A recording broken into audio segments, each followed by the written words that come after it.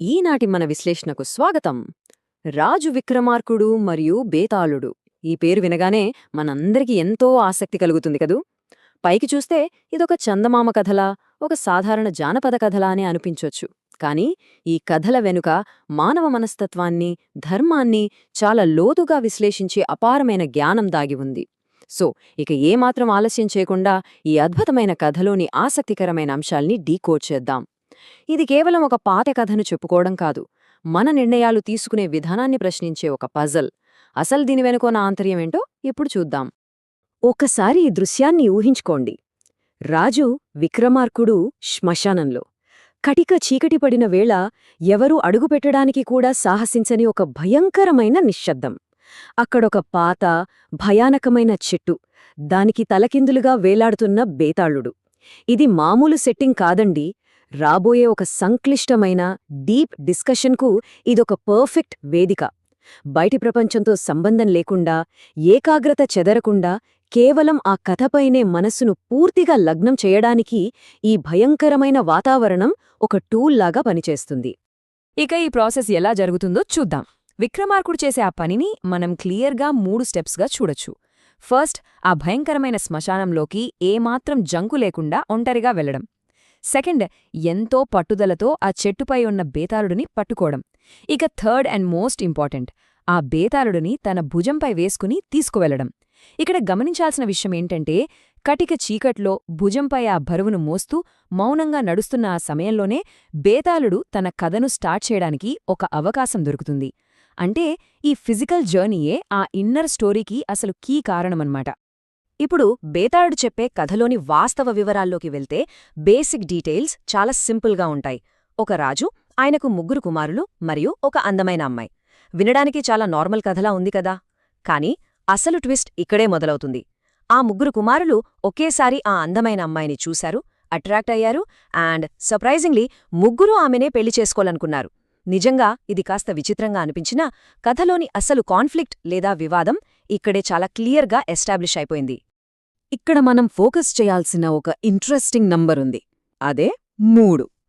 ఇది అక్షరాల ఒక మ్యాథమెటికల్ పజిల్ లాంటిది.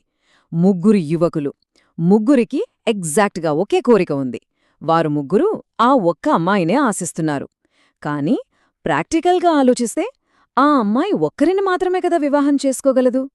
3 వ్యక్తులు, కానీ ఒకే ఒక ఆప్షన్. ఈ నంబర్ 3 కథలో విపరీతమైన టెన్షన్ని క్రియేట్ చేస్తుంది. 3 సమానంగా అర్హులే అయినప్పుడు ఆ ఛాన్స్ ఎవరికి దక్కుతుంది? ఇదొక పెద్ద ప్రశ్న. అప్పుడు బేతాళుడు అడుగుతాడు, సో ఆ అమ్మాయి ఎవరిని పెళ్లి చేసుకోవాలి? ఇది వినడానికేదో కథ చివర్లో అడిగే చిన్న ప్రశ్నలా ఉండొచ్చు. కానీ నిజానికి ఇదొక లోతైన ఫిలసాఫికల్ పజిల్. 3 ఆ అమ్మాయికి తగినవారే అనిపించినప్పుడు కరెక్ట్ డెసిషన్ ఎలా తీసుకోవాలి? ఎవరిని ఎంచుకోవాలి? ఇక్కడ అందం, డబ్బు లేదా హోదా లాంటివి ఆన్సర్ ఇవ్వలేవు.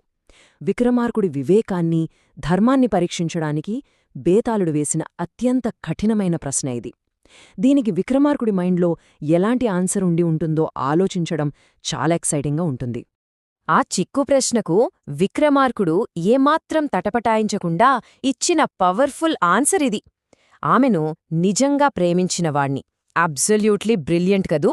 ఆ 3 మధ్య ఉన్న పోటీ, వాళ్ళ స్టేటస్, ఇవేవీ ఇక్కడ మ్యాటర్ కాదు. వాటన్నిటినీ పక్కన పెట్టేసి కేవలం నిజమైన ప్రేమ అనే ఒక్క పాయింట్తో విక్రమార్కుడు ఆ ప్రాబ్లంని సింపుల్గా సాల్వ్ చేసేశాడు. ఇది అతని ఆలోచనల్లో ఉన్న క్లారిటీని, నైతిక విలువల పట్ల అతనికున్న కమిట్మెంట్ని చూపిస్తుంది.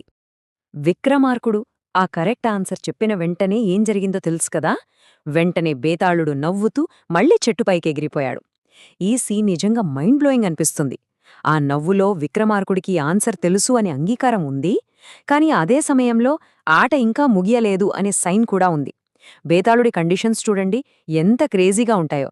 ఆన్సర్ తెలిసి చెప్పకపోతే తల పగిలిపోతుంది. తీరా ఆన్సర్ చెప్పగానే మౌనం బ్రేక్ చేశావు అనే రూల్ పెట్టి ఎగిరిపోతాడు. అంటే శ్మశానంలో మొదలైన ఆ సైకిల్ మళ్లీ ఫస్ట్కొచ్చింది. ఇది ఎప్పటికీ అంతంకాని ఒక లూప్. ఒక్కసారి ఈ రెండింటి మధ్య ఉన్న తేడాను మనం కంపేర్ చేసి చూద్దాం. ఒకవైపు 3 కుమారుల కోరిక.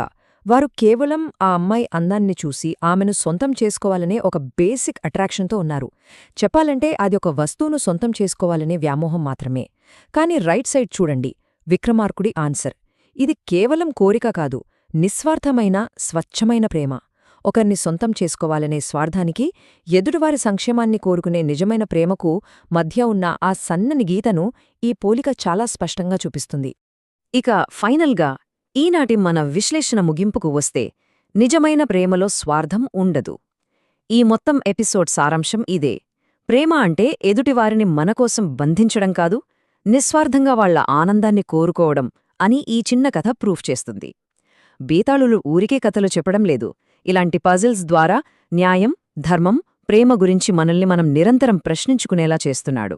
మరి ఇదంతా విన్నాక, ఈనాటి మన సంక్లిష్టమైన సమాజంలో ఏమాత్రం స్వార్థంలేని ఇలాంటి నిజమైన ప్రేమను గుర్తించడం నిజంగా అంత సులువైన విషయమేనా? మీరే ఆలోచించండి. ఈ విశ్లేషణ మీకొక కొత్త పర్స్పెక్టివ్ ఇచ్చిందని ఆశిస్తున్నాను. మళ్ళీ మరొక ఇంట్రెస్టింగ్ టాపిక్తో కలుద్దాం.